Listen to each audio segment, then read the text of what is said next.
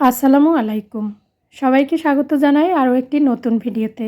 আশা করি যে যেখান থেকে দেখছেন সবাই খুব ভালো আছেন এবং সুস্থ আছেন। এখন বাজে সকাল ৮টা। নাস্তার পর্ব শেষ করে চলে আসছে একটু ঘরবাড়ি পরিষ্কার করে গুছিয়ে নেব। আর তারপরে রান্নাবান্নাও করব আর এগুলোই আপনাদের সাথে শেয়ার করব। ছোট ছোট আমাদের ডেইলি হ্যাবিটসের মাধ্যমে কিন্তু ঘরের সব কিছু পরিষ্কার রাখতে পারি, পরিপাটি রাখতে পারি সবসময়। আজকে আপনাদের সাথে কিছু ছোট ছোট হ্যাবিটস শেয়ার করব আমার, যার কারণে আমার ঘরের সব কিছু সবসময় পরিষ্কার থাকে এবং গোছানো থাকে। দিনের শুরুতেই যদি সবাই ঘুম থেকে উঠে যাওয়ার পরে বেড সুন্দর করে পরিষ্কার করে গুছিয়ে নেওয়া যায়, দিনের সবথেকে বড় অ্যাচিভমেন্ট এখান থেকেই শুরু হয়।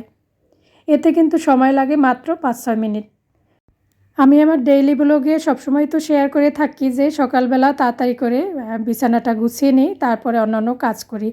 তো এই বিছানাটা হচ্ছে আমার ছেলে ঘুমায় এখানে, তো ও ওর মতো করে গুছিয়ে নিয়েছে। তারপরে কিন্তু আমি আমার মতো করে সুন্দর করে একটু বেডটাকে টান টান করে গুছিয়ে নিয়েছি, সেই সাথে একটু বেডের চারপাশটা পরিষ্কার করে নিয়েছি।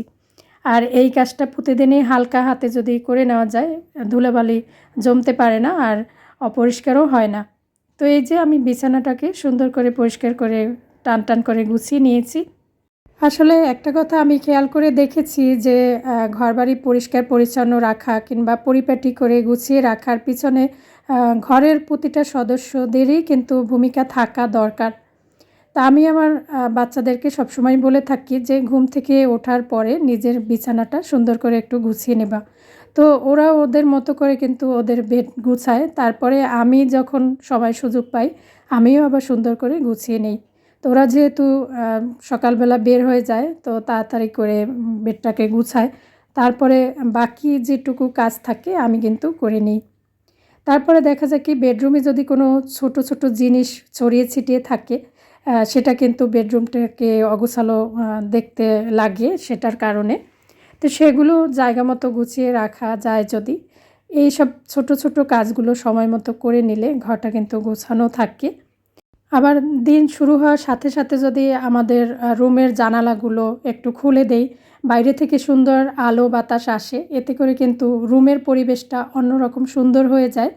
তো সেটা চেষ্টা করি আমি সবসময় ঘুম থেকে উঠে বাইরের সব জানালাগুলো খুলে দেই, এতে করে বাইরের আলো বাতাস ভিতরে ঢুকতে পারে। এখানে এই তো আমি প্লাস্টিকের ফুলগুলোকে একটু পরিষ্কার করে নিব। মাঝে মাঝে ঘরে যে প্লাস্টিকের ফুলদানি থাকে, ফুল থাকে, এগুলোকে একটু পরিষ্কার করে নিতেই হয়। তো এখানে পানির সাথে আমি একটু শ্যাম্পু নিয়েছি, তো শ্যাম্পু দিয়ে এভাবে করে একটু সময় ভিজিয়ে রাখবো।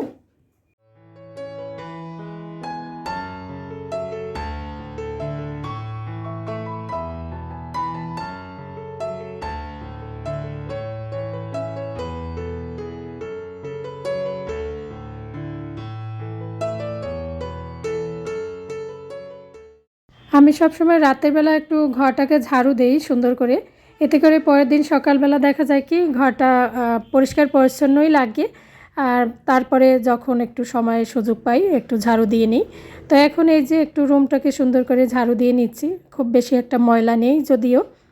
তো তারপরে হচ্ছে আমি অন্যান্য কিছু কাজ গুছিয়ে নেব। আপনাদের সাথে একটা জিনিস শেয়ার করব যে আমরা যে ইলেকট্রিক সুইচ বোর্ড যেটা পরিষ্কার করা দরকার মাঝে মাঝে, সেটা আমি কিভাবে পরিষ্কার করি। তো তার আগে আমি একটু ডাইনিং টেবিলের চারপাশের চেয়ারগুলোকে পরিষ্কার করে নিয়েছি। আর এই চেয়ারগুলোর এই যে কারুকাজ থাকে, এগুলোতে তো একটু ধুলোবালি জমে।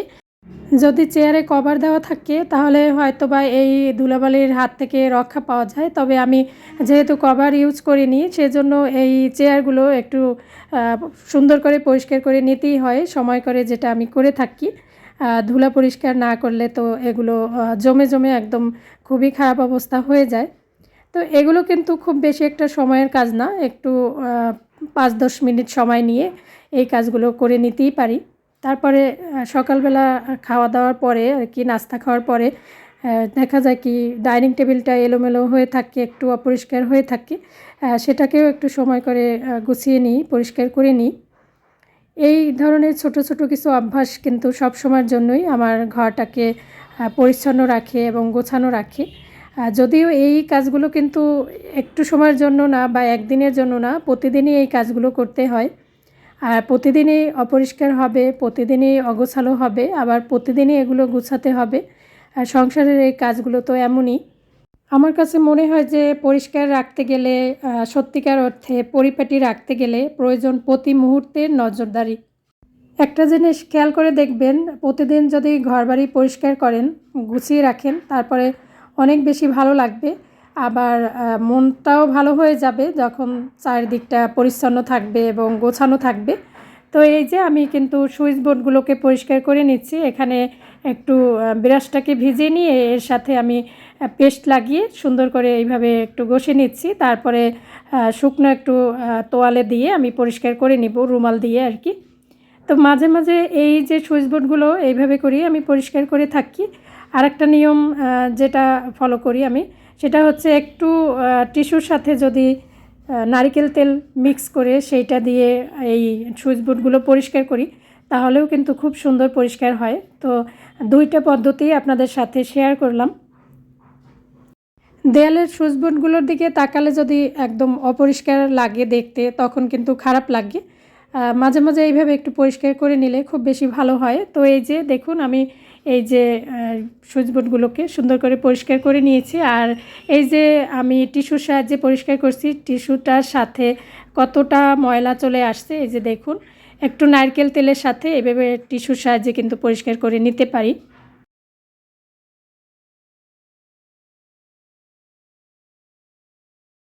সুইচ বোর্ড পরিষ্কার করে নিয়েছি, তারপরে একটু এই যে বোতলটা পরিষ্কার করে নিব। এই বোতলে তো পানি রাখি, আমি খাবার পানি রাখি। দেখা যায় কি, যদি কাচের বোতল ইউজ করতে পারি সবচেয়ে ভালো হয়। সেটা তো বাসায় নেই, যেহেতু এই বোতল ইউজ করি, একটু কয়েকদিন পর পর জীবাণুমুক্ত করতে হয়, একটু পরিষ্কার করে নিতে হয়। তাছাড়া দাগ পড়েও যায় পানির। তো এখানে আমি কিন্তু পানির সাথে নিয়েছি একটু বেকিং সোডা, আর নেব এর সাথে একটু ভিনেগার আর কুসুম গরম পানি।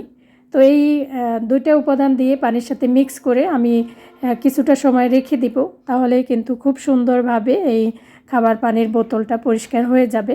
বাচ্চাদের স্কুলের যে বোতলগুলো, স্কুলে পানির বোতল দেওয়া হয় সাথে, তো এই বোতলগুলো কিন্তু এইভাবে করে পরিষ্কার করে নিতে পারি। এতে করে কিন্তু বোতল থেকে যে একটা গন্ধ আসে বা বোতলটা পানির দাগ পড়ে যায়, কালচে হয়ে যায়, সেইটা থেকে মুক্তি পাওয়া যায়, খুব সুন্দর পরিষ্কার হয়ে যায়। তো এই যে দেখুন, আমি একটু সময় রেখে দিয়েছিলাম, তারপরে আবার একটু পানি বেশি দিয়ে এর মধ্যে কুসুম গরম পানি দিয়ে ঝাঁকিয়ে নিয়েছি। সংসারের সব কাজের মধ্যে বাড়ির যে এক্সট্রা কাজগুলো হয়, প্রতিদিন আলাদা করে যদি 10-15 মিনিট বের করে প্রত্যেকটা নির্দিষ্ট কাজগুলো বেছে নিয়ে যদি করে ফেলতে পারি, তাহলে সেই কাজগুলো কিন্তু পেন্ডিং হয়ে পড়ে থাকে না। আসলে সত্যি কথা বলতে কি, সংসারের প্রতিদিনের একঘেয়েমি কাজ করতে করতে কারোরই কিন্তু ভালো লাগে না।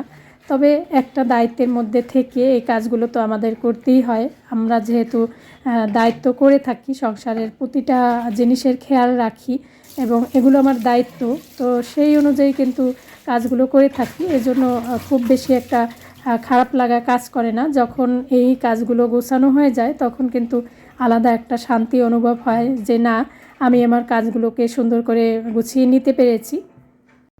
তো এই যে আমি আমার পানির বোতলটাকে সুন্দর করে পরিষ্কার করে নিয়েছি, আর খাবার পানিও ভরে নিয়েছি। আর এই বোতলে যদি পানি থাকে, তখন হাতের কাছে থাকলেই কিন্তু পানি খাওয়া হয়। আর সারাদিনে অনেকবারই পানি খেতে হয়, তো এরকম একটা বোতল হাতের কাছে রাখা দরকার।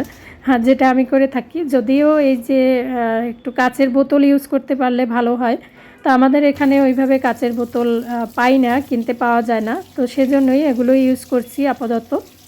তো এই যে ভিজিয়ে রেখেছিলাম এই ফুলগুলো, এগুলো এখন পরিষ্কার করে নিব। আসলে এই ফুলগুলো কিন্তু খুব বেশি সফট থাকে, আর এগুলোকে একটু আলতো হাতেই পরিষ্কার করতে হয়, যেহেতু ফুলগুলোর মাঝখানে মানে একটু ঘাম দিয়ে লাগানো থাকে। তো এগুলো বেশি জোরে ঘষা মাজা করলে কিন্তু এগুলোর জয়েন্ট খুলে যায়। আলতো হাতে এগুলো পরিষ্কার করে নিতে হয়। তো এই যে আমি একটু সময় ভিজিয়ে রেখেছিলাম শ্যাম্পুর পানিতে, তারপরে ধুয়ে নিয়েছি কলের পানির নিচে রেখে। এবারে আমি একটুখানি রেখে দেব ফ্যানের নিচে, কিংবা একটু যদি যেখানে বাতাস থাকে মানে বারান্দাতেও নিয়ে রাখতে পারি। তো যাই হোক, এখন আপাতত এখানেই রাখলাম। তো এগুলো শুকিয়ে গেলে আবার জায়গা মতো রেখে দেব। তো এই যে ছোট ছোট কাজগুলো এগুলো কিন্তু দেখা যায় কি 10-15 মিনিটের মধ্যেই করে নেওয়া হয়ে যায়। আর এগুলো করা হয়ে গেলে দেখবেন যে ঘরের সব কিছুই ঝকঝকে চকচকে থাকবে। তো তারপরে কিন্তু আমি কিছু কাপড় চোপড় ধুয়ে নিয়েছি, গোসল করে চলে আসছি রান্না করতে। রান্না তো করতেই হবে।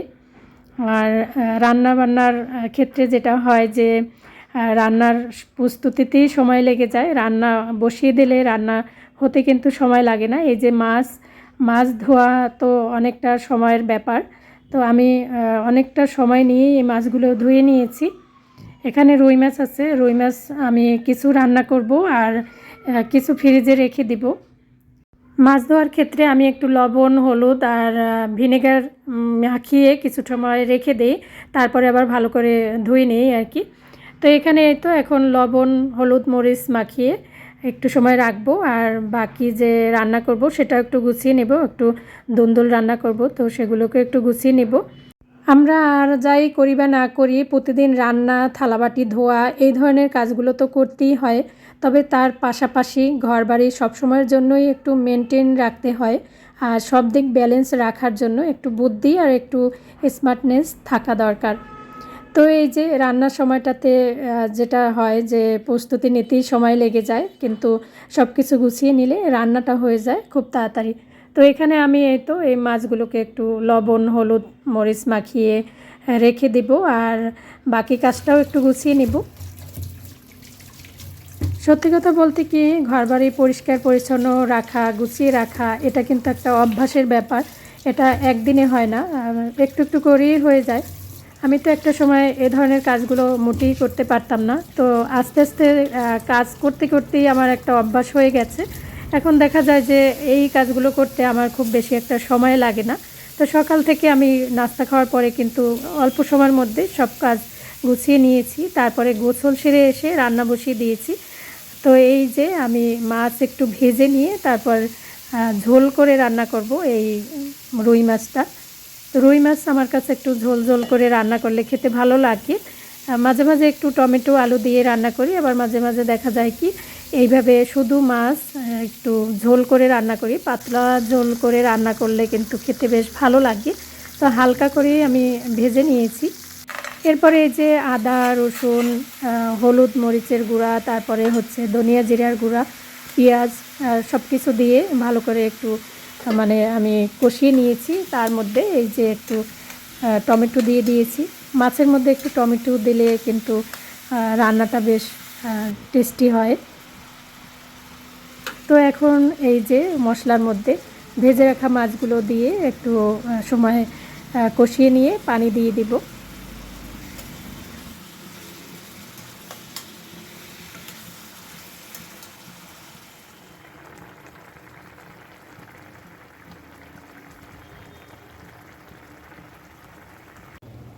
তো মাছ রান্না প্রায় হয়ে গেছে। আর এদিকে এই তো পাশের চুলায় আমি দুন্দুল রান্না বসিয়ে দিয়েছি। এখানে একটু ছোট চিংড়ি দিয়ে দুন্দুল রান্না করছি।